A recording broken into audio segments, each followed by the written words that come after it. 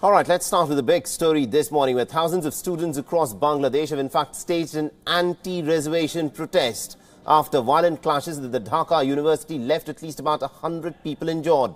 Now, the protests turned violent after the police fired rubber bullets and also tear gas canisters at the students who were protesting the so-called discriminatory quotas in government services.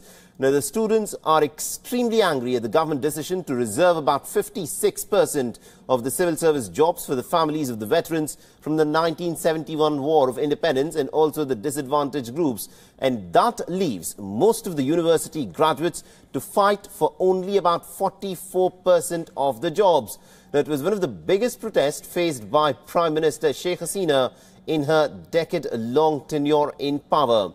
Now, after the massive agitation, the government has agreed to review the quota system. Classes at the Dhaka University were suspended as students occupied the main square chanting "Reform, Reform." All right, now for more on this, we are joined in by our Dhaka Bureau Chief Saad Hamadi over the phone line. Saad, good morning to you. This is, of course, an important point in terms of how politics in Bangladesh will shape up. Tell us more about these quota protests that are taking place in Bangladesh. Solid, the quota essentially incorporates a section of the disadvantaged groups, like you have pointed out, and also the children of the freedom fighters. Now, in the 56% of these quotas, you have 30% quota for the children of freedom fighters. There's 10% for various districts, 10% for women, 5% for the minority community, and 1% for people of special needs. But while the government has laid out these quota plans for opportunities, for giving opportunities to the underprivileged communities, it has left out largely the people with the merit. That's just about 44%. Right. And that has really what has agitated the people, the commoners who pass out from the universities and then have difficulty getting jobs because the large portion of the population remains left out of their opportunities despite the merit that they have.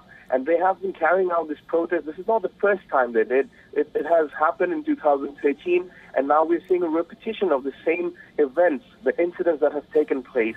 And there have been attacks carried out. The police have fired rubber bullets, as we've said, and there have been people detained. The protest is still going on.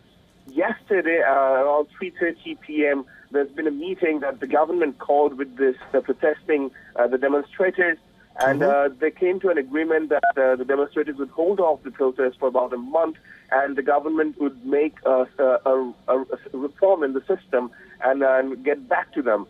But that was just a fraction of the students. There are more students who have refused to go by the terms, and they want an immediate action from the government. And that is what has kept them on the street even today. Absolutely indeed. And also, Saad, considering the fact that Bangladesh is due to go for the general elections in the month of December, January, later on, in about 7-8 months from now, how is this quota agitation likely to impact the politics in Pakistan, in Bangladesh? Definitely this will have an impact because this is a population from the adult community who are eligible to cast their votes. And when an election takes place, this will be a key factor because it's a vast section of the student community who have come out on the streets demanding their right to get work opportunities, to be able to get into work without any sort of quota arrangement. The government has considered the communities that do not generally get the access despite various forms of the limitations, actually. It's not a consideration. But it leaves out the fairness of people to really seek opportunity on an equal basis. So it's more on the question of fairness, which might really give the government a tinge in their votes. Absolutely. And also, Saad, what is interesting is that, quota and reservation agitation is not limited just to Bangladesh, but it appears to be a much bigger South Asia problem because a similar sort of agitation is taking place in India as well. Now, talk to us a bit about how deep-rooted is the sentiment against reservation in Bangladesh and how does it compare with India? All right, we seem to have lost the line with my colleague Saad Hamadi there. So reservation and anti-quota stir taking center stage in the politics in Bangladesh there. So these are students, thousands of students who in fact come forth against the government order, which has now made 54% of all seats which are available to be reserved seats, which have to be taken only via a quota. And for the meritorious students, it's only just about 44% of the seats that they will have to now compete with.